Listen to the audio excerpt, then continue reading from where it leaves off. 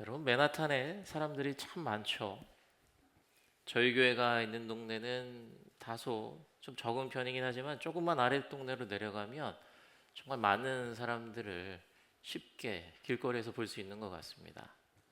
특히 맨하탄은 차 없이 원하는 곳을 자유롭게 다닐 수 있다 보니 길거리에 걸어 다니시는 분들을 참 많이 볼 수 있는 것 같아요. 여러분, 맨하탄에 사람 많은 거리 한번 생각해 보세요. 여기저기 사람들이 걸어 다니는 모습 한번 떠올려 보시기 바랍니다. 그 사람들을 생각해 보면 혼자 걸어 다니시는 분들도 계시지만 친구들, 동료들 혹은 가족들과 함께 걸어가시는 분들을 쉽게 볼 수 있죠. 그런데 혼자 다니는 사람과 누군가 함께 걷는 사람들 간에는 분명한 차이가 있습니다. 요즘 혼자 걸어 다니시는 분들은 주로 이렇게 셀폰을 보면서 사용하시면서 다니시죠. 무언가 보면서 걸으시거나 혹은 텍스트를 보내거나 전화를 하면서 걸어 다니십니다. 그리고 지금 겨울이 계절이다 보니 아무래도 혼자 계신 분들은 좀 몸을 이렇게 움츠리면서 걸어 다니시는 것 같아요. 반면 누군가와 함께 걷는 사람들을 떠올렸을 때 그분들의 모습은 어떠합니까? 서로가 대화를 하면서 걷는 모습이 많이 상상이 되실 거예요. 뭐 가끔 싸우면서 걸어 다니시는 분들도 보곤 하지만 주로 기분 좋게 밝은 모습으로 대화를 하면서 걸어가셔요. 또 그러다가 누군가 넘어질 것 같으면 옆 사람이 이렇게 받쳐주는 모습도 볼 수 있고요.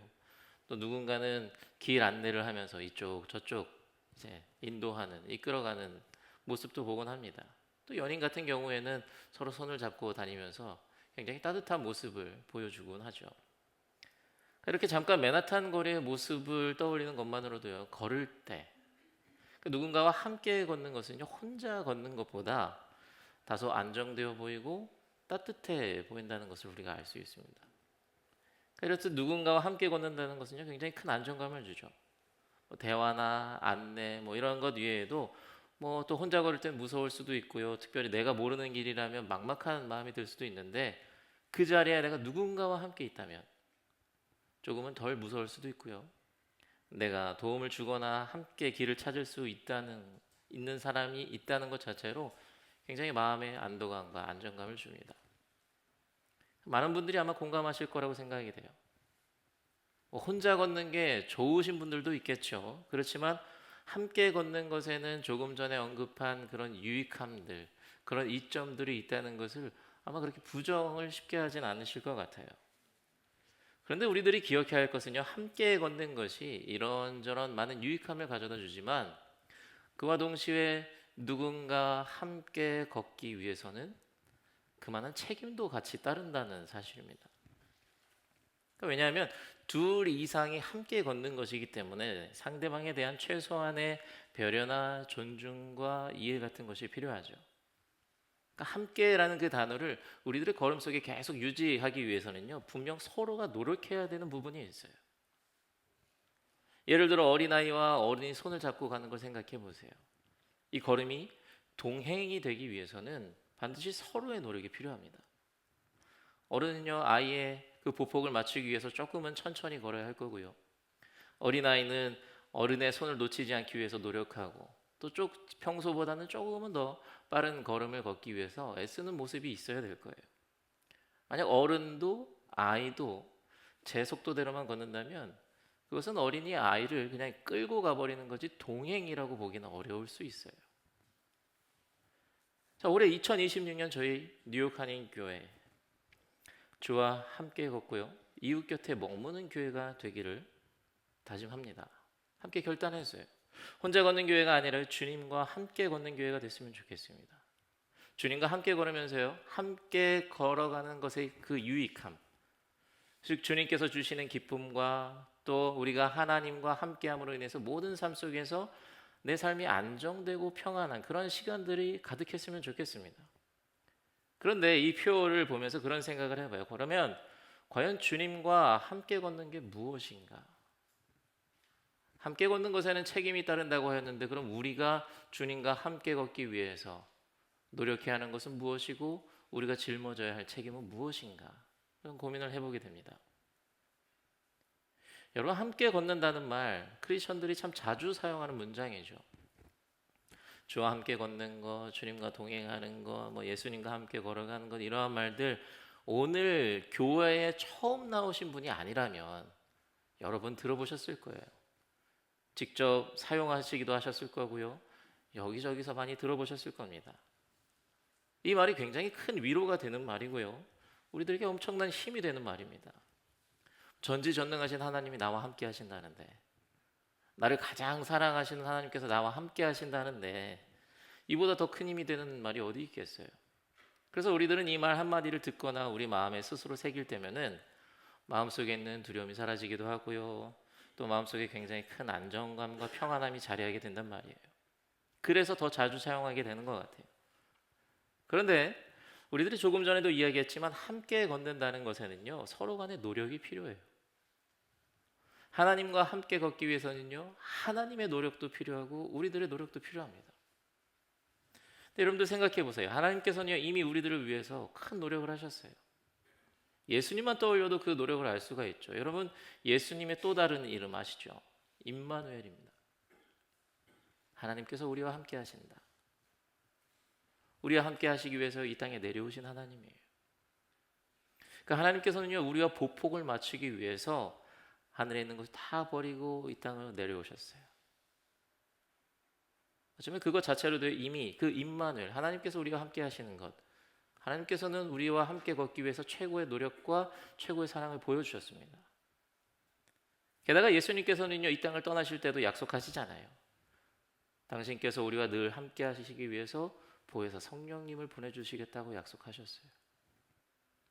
이렇듯 하나님께서는요, 우리와 함께 걷기 위해서 이미 그리고 지금도 당신의 책임을 다 하셨고 다 하고 계십니다. 그런데 한쪽의 노력만 갖고는 함께 걷는 것이 불가능하단 말이에요. 우리들도 하나님과 함께하기 위한 노력이 필요합니다. 여러분, 오늘 미가서의 말씀에서도요, 하나님께서 우리들과 함께하길 원한다라고 말씀하셨는데요, 그것은요, 하나님의 단순한 바람만 말하는 건 아니에요. 하나님께서 우리들과 함께 걷길 원하니 너희들이 짊어져야 할 책임을 기억하고 완수해라라고 명령하시는 거예요. 그러니까 이렇게 말씀하신다는 것은요, 하나님과 함께하기 위한 노력을 인간 쪽에서는 열심히 하지 않는다는 것을 전제하고 있는 거겠죠. 그래서 좀 안타깝긴 해요.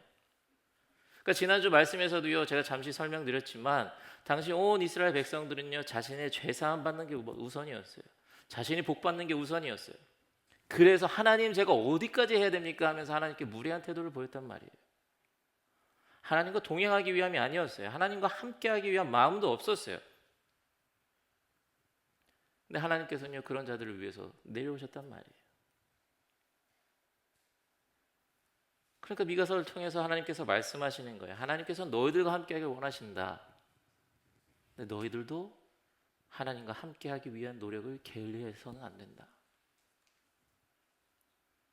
어쩌면 우리들도 당시 이스라엘 백성들과 비슷한 모습을 가질 수도 있어요. 하나님, 우리와 함께 해주십시오.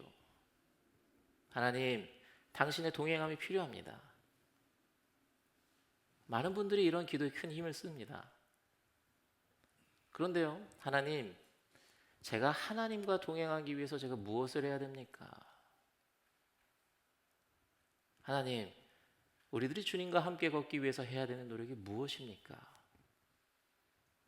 라면서 다짐하거나 기도하면서 그 답을 찾기 위한 노력은요, 상대적으로 적을 수 있어요. 만약에 그렇다면요, 우리들도 그 이스라엘 백성들과 큰 차이가 없을 수 있습니다. 하나님께서 함께 하신다는 말씀을 통해 위로를 받습니다. 하나님께서 나와 함께 하신다니 힘이 나고요, 담대해집니다. 그런데 거기서 끝이에요. 나의 노력은 생각하지 않습니다. 하나님께서 나와 함께 하시기 위해서 내려오셨는데 그 함께 하심을 유지하기 위해서 내가 무엇을 해야 되는지 고민하지 않고요, 찾지 않고요, 실행하지 않아요.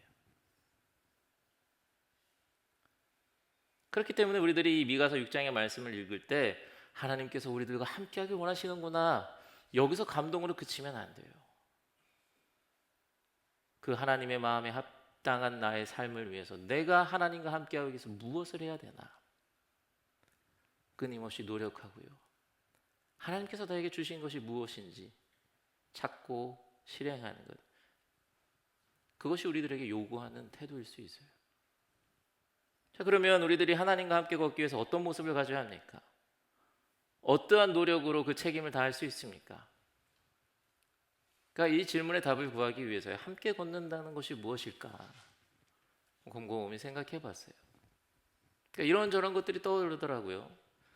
함께 걷는 것은 같은 방향을 가는 거고, 속도를 맞추는 거고, 또 서로를 바라보면서 걷는 거, 뭐 이런저런 것들이 막 생각났는데, 그런 생각을 하다가 이전에 한 수필글에서 봤던 글이 떠올랐어요.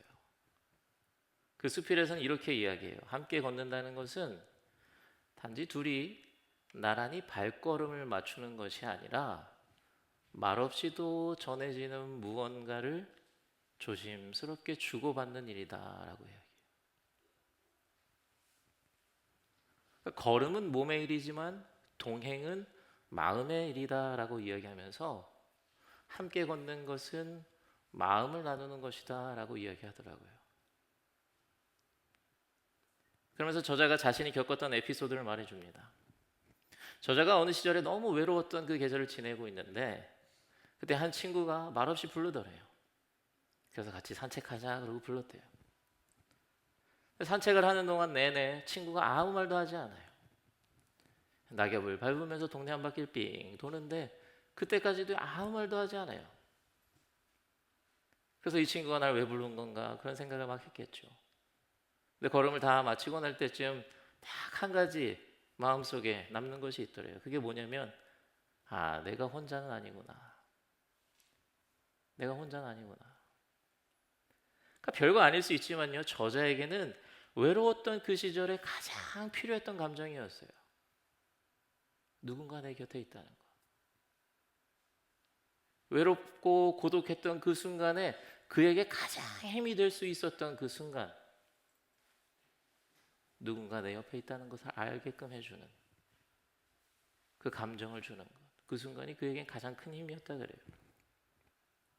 그래서 저자는요 그렇게 그 조용한 산책을 통해서 친구의 체온을 건네받으면서 함께 걷는다는 것이 무엇인지 다시 한번 생각해봤대요. 그러면서 어쩌면 함께 걷는 것은 때로는 사랑일 수도 있고, 때로는 용서일 수도 있고, 때로는 기다림이 될 수도 있는 그 사람의 삶에 동의하면서 마음을 나누는 것. 그렇게 마음을 나누는 게 함께 걷는 것이겠구나라고 이야기를 해요.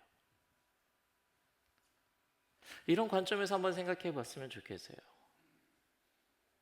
그러니까 하나님과 함께 걷는 건 역시 하나님과 마음을 나누는 것이 아닐까 그런 생각을 해봐요. 내가 무엇을 하더라도요, 내가 어디를 가더라도 하나님의 음성이 선명하게 들리지 않아도, 하나님께서 또렷하게 어떤 말씀을 주시지 않아도 내 삶의 모든 시간을 통해서 하나님을 느끼고 하나님을 의식하면서 그의 마음을 헤아리고 그 마음을 내가 갖는 것, 그것이 하나님과 함께 걷는 일인 것 같아요. 그러니까 우리가 느끼지 못해도요, 하나님께서는 분명 우리 곁에 계시잖아요. 하나님 언제나 우리들을 보고 계십니다. 그런데 우리들이 하나님을 기억하지 못하고요, 하나님을 생각하지 못하고 하나님을 느끼지 못하니까 하나님과 동행하는 것이 무엇인지 감이 안 오는 거예요. 하나님께 그냥 막연하게 부탁하는 거예요. 하나님 동행해 주세요. 그냥 함께 해주세요. 근데 그게 무엇인지 말로 설명할 수가 없어요. 하나님과 동행하기 위해서 그냥 뭐 어떻게 해야 되나 무진장 애를 씁니다. 근데 우리들이 노력해야 되는 것은요, 그냥 하나님께 우리들의 마음을 드리는 거예요. 그리고 그 마음을 하나님께 집중하고 그 상황에서 하나님의 마음을 헤아리고 그 마음을 내가 가져보려고 노력하는 것. 그게 하나님과 동행하는 거거든요. 그러니까 하나님과 함께 걷는다는 것은요, 늘 또렷하게 하나님의 음성을 듣고 그 음성에 따라가는 것이라기보다는 하나님이 곁에 계시다는 사실을 의식하고 믿고 살아가는 태도에 더 가깝다고 할 수 있을 것 같아요. 그래서 그때그때 생각해 보는 거예요. 하나님께 집중하면서, 하나님, 제가 지금 이런 마음을 갖고 있습니다. 근데 어떤 마음을 가져야 됩니까? 하나님, 저에게 보내신 이 사람, 저에게 지금 이러한 마음이 드는데 하나님께서 주신 마음입니까? 어떠한 마음을 갖고 저 사람을 대해야 됩니까? 그때그때 나의 삶에서 내 마음을 하나님께 고백하는 거예요. 하나님, 이러합니다. 그럼 하나님께 구하는 거예요. 하나님, 어떤 마음을 가져야 됩니까? 생각해 보는 거예요. 그 조용함 가운데서 하나님의 마음을 깨닫고 그 마음을 갖고 살아가는 것, 그게 하나님과 함께 걷는 삶이에요. 그러니까 쉽게 말하면 이런 생각을 늘 갖고 있는 거죠. 늘 묻는 거예요. 하나님이시라면, 예수님이시라면 지금 어떤 마음을 갖고 계셨을까? 지금 이 상황에서 예수님이라면 어떠한 마음으로 갖고 이렇게 어떻게 일을 헤쳐나가실까? 끊임없이 묻는 겁니다. 그리고 얻은 그 답을 갖고 그 마음을 갖고 살아가는 거예요. 저는 우리 뉴욕 한인교회가요, 이렇게 주님과 마음을 나누면서 주님과 함께 걸어가는 삶을 살았으면 좋겠어요. 우리가 크리스천으로서 삶을 실패할 때가 언제인지 아십니까? 생각해 보면요, 하나님과 동행하지 못할 때거든요. 하나님의 마음을 기억하지 못할 때, 하나님의 마음을 생각하지 못할 때, 하나님의 마음을 묻지 않고요, 내 마음대로 내 생각대로 말이 나가고 몸이 나가고 그 모습을 볼 때 우리가 크리스천의 모습을 잃어가게 됩니다. 그런데 우리들이 하나님과 함께 마음을 나누고 하나님과 동행하면요, 어떤 상황에서도 현명할 수 있고 평안할 수 있고 마음에도 삶에도 안정을 찾을 수 있는 거거든요. 그러니까 이것이 하나님과 함께 걸으면서 얻을 수 있는 유익이자 은혜라고 이야기할 수 있겠죠.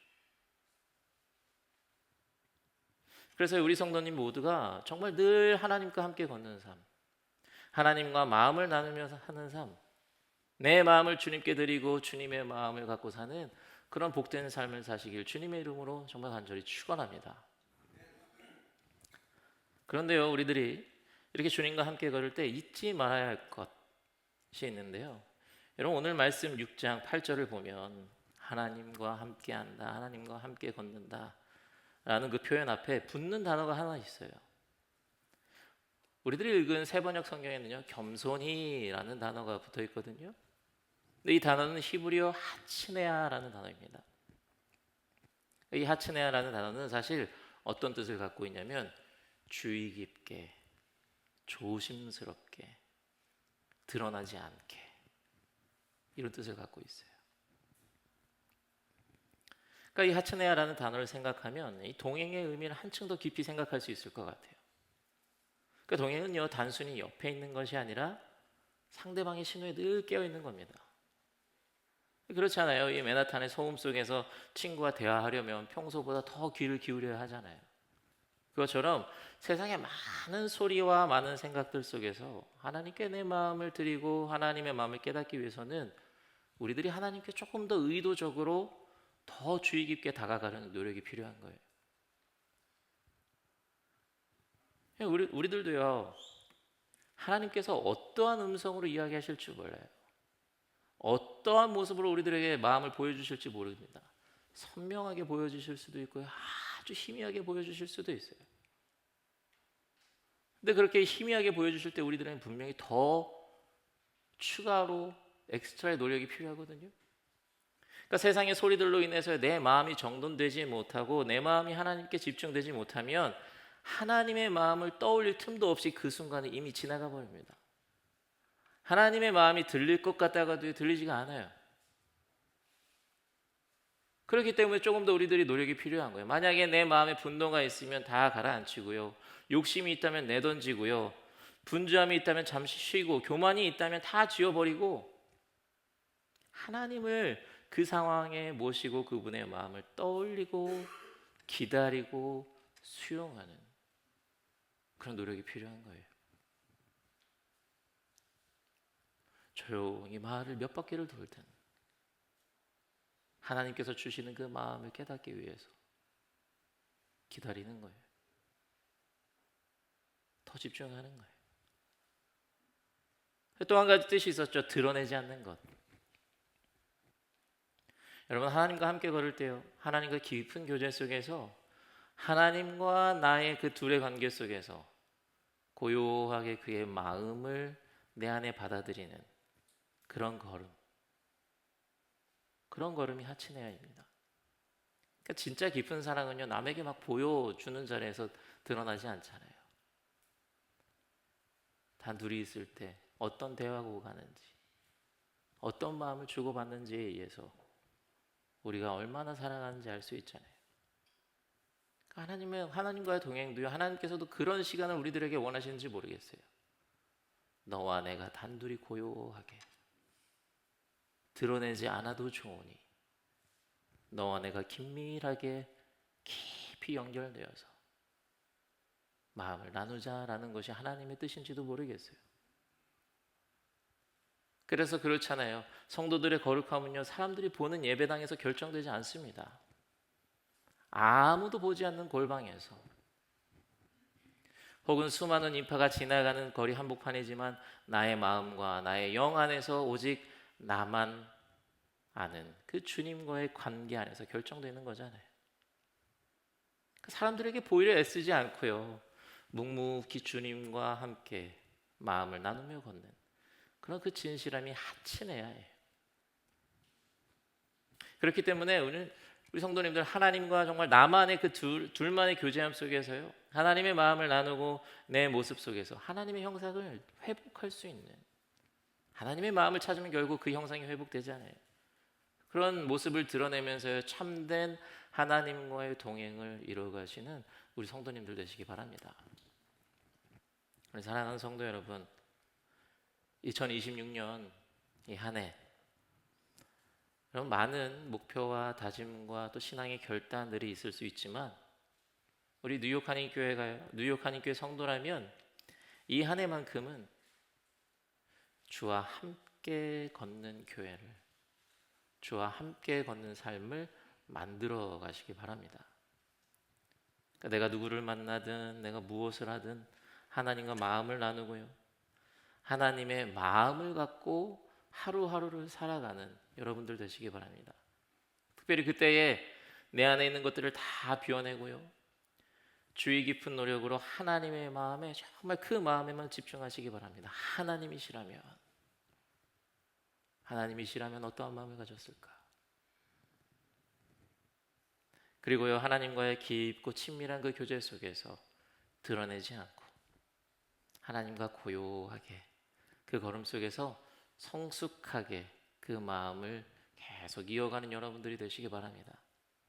그래서 하나님께서 우리들에게 원한다고 하셨던 그 말씀, 주님과 함께 걸어가는 그 삶을 통해서 2026년 기쁨과 평안과 거룩과 성장함으로 매일을 가득 채워나가시는 우리 사랑하는 뉴욕 한인교회 성도님들 되시기를 주님의 이름으로 간절히 축원합니다. 아멘.